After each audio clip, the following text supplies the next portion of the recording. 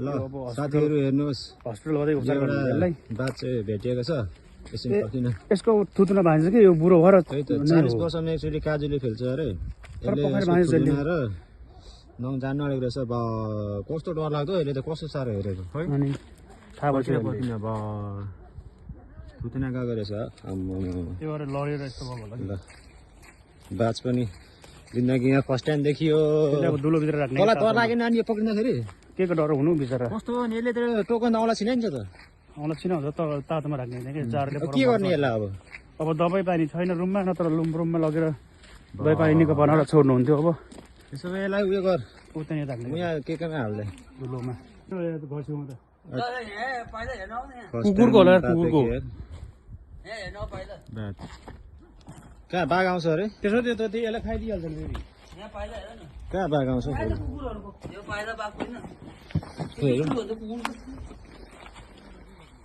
यो त कुकुरको हो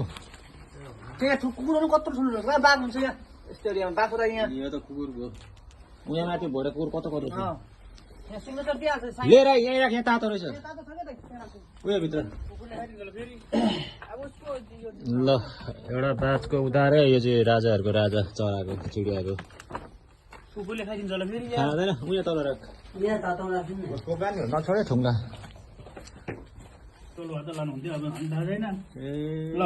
टाटा भाइ टाटा भाइ कुकुर ठुलो पाइलो जो रहेछ ल लड्यो केही खानु पाएन यसको ज्यान बत्ता दिएको खानु नपाएर होइन यस्तै 40 वर्षमा एकचोटि काट्दै खोज्छ